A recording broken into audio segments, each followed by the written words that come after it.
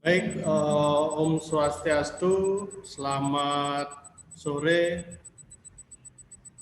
Bapak dosen dan rekan-rekan semua, teman-teman jurusan akuntansi program S2 Universitas Pendidikan Ganesha.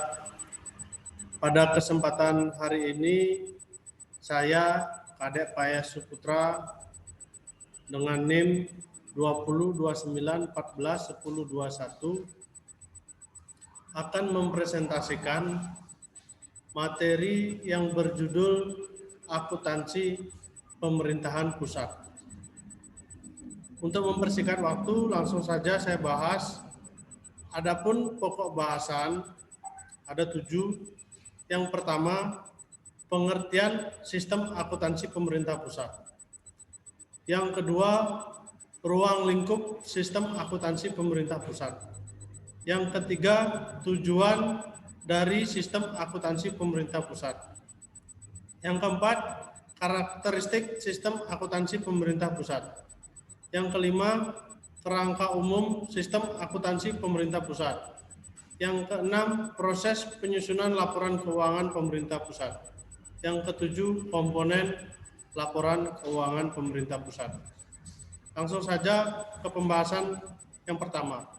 Pengertian sistem akuntansi pemerintah pusat. Sistem akuntansi pemerintah pusat merupakan serangkaian prosedur baik manual maupun terkomputerisasi, mulai dari pengumpulan data, pencatatan, pengiktisaran, sampai dengan pelaporan posisi keuangan dan operasi keuangan pada pemerintah pusat. Adapun ruang lingkup sistem akuntansi pemerintah pusat. Ruang lingkup sistem akuntansi pemerintah pusat merupakan pemerintah pusat, dalam hal ini lembaga tinggi negara dan lembaga eksekutif, serta Pemda yang mendapatkan dana dari APBN terkait dana dekonsentrasi dan tugas pembantuan, sehingga tidak dapat diterapkan untuk lingkungan Pemda atau lembaga keuangan negara. Adapun yang tidak termasuk dalam ruang lingkup peraturan Menteri Keuangan ini adalah pemerintah daerah yang bersumber dananya berasal dari APBD. Kemudian badan usaha milik negara atau badan usaha milik daerah yang terdiri dari perusahaan perseorangan dan perusahaan umum. Tujuan dari sistem akuntansi pemerintah pusat. Ada 4 tujuan dari sistem akuntansi pemerintah pusat. Yang pertama, menjaga aset pemerintah pusat dan instansi-instansinya melalui pencatatan, pemrosesan, dan pelaporan transaksi keuangan yang konsisten, sesuai dengan standar dan praktik akuntansi yang diterima secara umum. Kemudian, menyediakan informasi yang akurat dan tepat waktu tentang anggaran dan kegiatan keuangan pemerintah pusat, baik secara nasional maupun instansi yang berguna sebagai dasar penilaian kerja untuk menentukan ketaatan terhadap otorisasi anggaran dan untuk tujuan akuntabilitas. Kemudian yang ketiga, menyediakan informasi yang dapat dipercaya tentang posisi keuangan suatu instansi dan pemerintah pusat secara keseluruhan. Yang keempat, menyediakan informasi keuangan yang berguna untuk perencanaan, pengelolaan, dan pengendalian kegiatan dan keuangan pemerintah secara efisien. Adapun karakteristik sistem akuntansi pemerintah pusat. Yang pertama, basis akuntansinya. Basis akuntansi yang digunakan yaitu cash toward accrual. Basis akuntansi yang digunakan dalam laporan keuangan pemerintah pusat merupakan basis kas untuk pengakuan pendapatan, belanja, dan pembiayaan dalam laporan realisasi anggaran, dan basis akrual untuk pengakuan aset, kewajiban, dan ekuitas dalam neraca. Kemudian sistem pembukuannya, sistem pembukuan berpasangan. Sistem pembukuan berpasangan ini didasarkan atas persamaan dasar akuntansi, yaitu aset sama dengan kewajiban ditambah ekuitas dana. Setiap transaksi dibutuhkan dengan mendebet sebuah perkiraan dan mengkredit perkiraan yang terkait. Kemudian desentralisasi pelaksanaan akuntansi. Kegiatan akuntansi dan pelaporan keuangan di instansi dilaksanakan secara berjenjang oleh unit-unit akuntansi baik di kantor pusat, instansi maupun di daerah. Bagan akun. Sistem akuntansi pemerintah pusat menggunakan akun standar yang ditetapkan oleh Menteri Keuangan yang berlaku untuk tujuan penganggaran maupun akuntansi.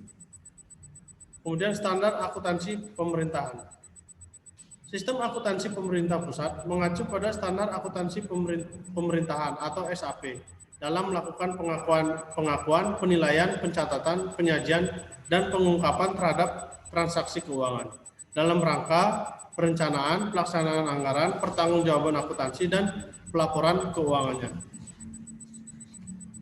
Kerangka umum sistem akuntansi pemerintah pusat dibagi menjadi dua. Yang pertama, sistem akuntansi bendahara umum negara. Sistem akuntansi bendahara umum negara atau SABUN dilaksanakan oleh Kementerian Keuangan selaku bendahara umum negara dan pengguna anggaran, bagian anggaran pembiayaan dan perhitungan atau BAPP. Yang kedua, sistem akuntansi instansi atau SAI. Ini dilaksanakan oleh Kementerian negara atau lembaga. Kementerian negara atau lembaga melakukan pemrosesan data untuk menghasilkan laporan keuangan. Kemudian proses penyusunan laporan keuangan pemerintah pusat atau LKPP. LKPP ini merupakan konsolidasi dari laporan keuangan bendahara umum negara atau LKBUN dan laporan keuangan Kementerian Negara atau lembaga atau LKKL. Dengan demikian, proses penyusunan LKPP tidak dapat terlepas dari proses penyusunan LKKL dan LKBUN. Penyusunan LKKL diselenggarakan secara berjenjang, dimulai dari satuan kerja sebagai unit, organisasi terkecil di KL, tingkatan wilayah, tingkatan eselon 1, dan tingkat KL oleh menteri atau pimpinan lembaga selaku pengguna anggaran. Secara paralel, Menteri Keuangan juga menyusun laporan keuangan selaku bendahara umum negara atau BUN yang merupakan konsolidasi dari berbagai bagian anggaran BUN. Penatausahaan transaksi masing-masing babun ini diselenggarakan oleh unit akuntansi pembantu bendahara umum negara. Komponen laporan keuangan pemerintah pusat. Yang pertama, laporan realisasi anggaran. Laporan realisasi anggaran menyajikan ikhtisar sumber, alokasi, dan pemakaian sumber daya keuangan yang dikelola oleh pemerintah pusat ataupun daerah yang menggambarkan perbandingan antara anggaran dan realisasinya dalam satu periode pelaporan. Yang kedua, laporan perubahan anggaran saldo lebih. Laporan perubahan saldo anggaran lebih menyajikan informasi kenaikan atau penurunan saldo anggaran yang sudah ditetapkan. Kemudian laporan operasional. Laporan operasional menyajikan ikhtisar sumber daya ekonomi yang menambah ekuitas dan penggunaannya dikelola oleh pemerintah pusat maupun daerah untuk kegiatan penyelenggaraan pemerintah dalam satu periode laporan. Adapun unsur yang dicakup secara langsung dalam laporan operasional terdiri dari pendapatan LO, beban, transfer, dan pos-pos luar biasa. Kemudian laporan perubahan ekuitas.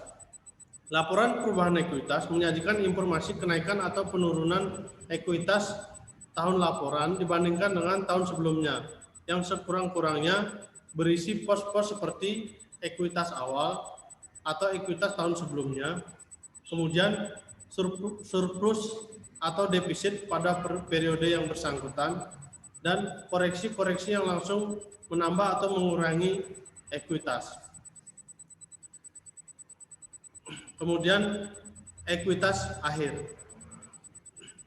Di samping itu, suatu entitas pelaporan juga perlu menyajikan rincian lebih lanjut dari unsur-unsur yang dapat dalam laporan ekuitas yang dijelaskan pada catatan atas laporan keuangan lainnya. Selanjutnya, komponen pada laporan neraca. Nah, neraca menggambarkan posisi keuangan suatu entitas pelaporan mengenai aset, kewajiban, dan ekuitas pada tanggal tertentu.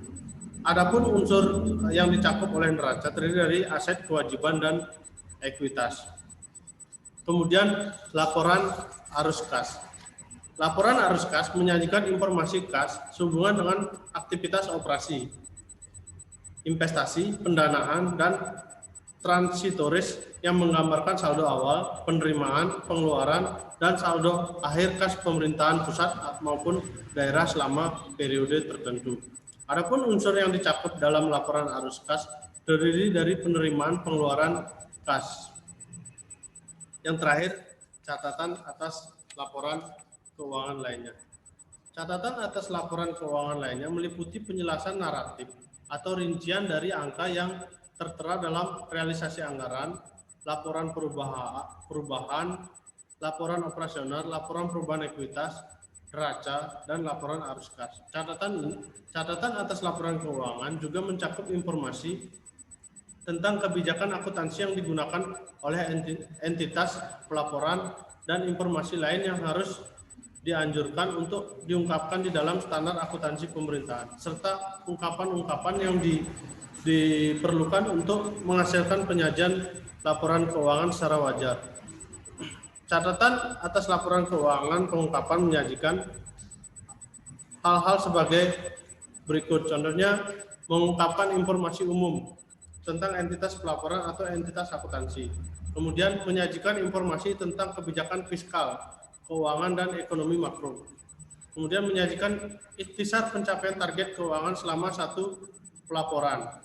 Kemudian menyajikan informasi tentang dasar penyusunan laporan keuangan dan kebijakan akuntansi yang diterapkan atas transaksi-transaksi atau kejadian-kejadian penting lainnya.